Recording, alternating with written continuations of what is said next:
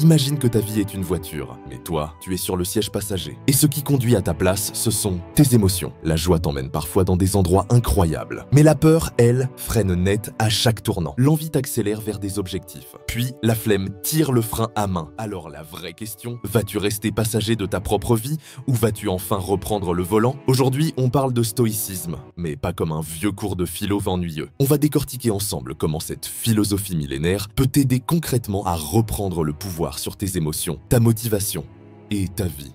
Tes émotions contrôlent plus ta vie que tu ne le penses. Tu crois faire des choix logiques? Pas vraiment. 90% du temps, ce sont tes émotions qui pilotent tes pensées, tes décisions et tes actions. Tu ressens de la joie, tu agis. Tu ressens de la peur, tu bloques. Tu es frustré, tu exploses ou tu te renfermes. Et ce n'est pas ta faute. Ton cerveau fonctionne comme ça depuis toujours. Il réagit, il survit. Mais si tu veux vraiment vivre et pas juste réagir, tu dois comprendre ça. Ce n'est pas ce que tu ressens qui te définit, mais ce que tu fais de ce que tu ressens. Le monde extérieur, tu ne le contrôles pas. Mais toi, si, on cherche souvent à changer l'extérieur, le travail, les gens, les circonstances, mais la vérité stoïcienne, c'est que tout ça t'échappera toujours. Tu es comme un navigateur en pleine mer. Tu ne peux pas contrôler la tempête, mais tu peux tenir la barre. Le stoïcisme, c'est ça. Contrôler la réponse, pas l'événement. Réagir avec calme, clarté et logique, même quand tout autour s'effondre. Ce que les stoïciens appelaient le loup intérieur dans la stoa. Les émotions fortes sont comparées à une bête sauvage, une force puissante, brutale, indomptée, mais domptable. Si tu ne maîtrises pas ce loup, il te domine. Si tu l'apprivoises, il devient ton allié le plus fidèle. Et c'est ça le piège. Suivre ses émotions, c'est facile. Mais à long terme,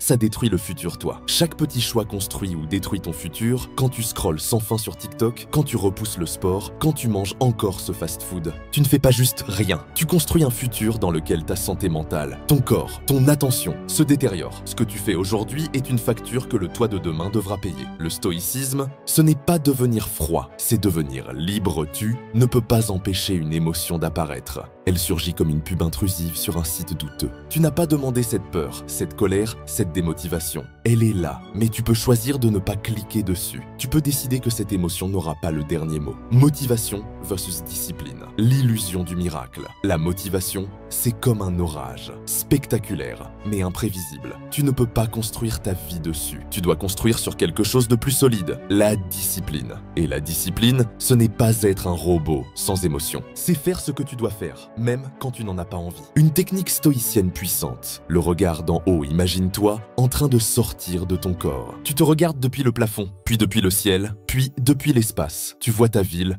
ta planète, et tu réalises, tes problèmes ne sont pas si énormes que ça. Cet exercice, c'est pas pour nier ce que tu ressens, c'est pour te rappeler l'échelle, pour sortir de la bulle émotionnelle et reprendre une vision claire. Le pouvoir de l'inconfort volontaire, prendre une douche froide, faire une action qui te gêne, t'exposer à ce qui fait peur, ce n'est pas du masochisme, c'est de l'entraînement. C'est apprendre à ton cerveau que tu peux être mal à l'aise et agir quand même. Le confort t'endort, l'inconfort te construit. Ton passé ne définit pas ton futur. Toi, oui, j'ai connu ça aussi. Des périodes où je laissais tout aller. Santé, discipline, projet. J'avais sombré. Mais c'est dans ce gouffre que j'ai compris. Personne ne viendra te sauver. Tu dois être ton propre héros et tout commence par un seul choix. Celui de ne plus être une victime de tes émotions, mais de devenir leur maître. Ta vie est limitée. Ne la gaspille pas. Marc Aurèle disait « Tu pourrais quitter la vie aujourd'hui. Que cela détermine ce que tu dis, penses et fais. Ne laisse pas tes peurs, ta flemme ou ta tristesse dicter ton existence. Vis avec intention. Parle avec courage. Agisse avec force. Le stoïcisme, ce n'est pas une mode. C'est une boussole. Un rappel que tu es responsable. Pas des événements, mais de toi.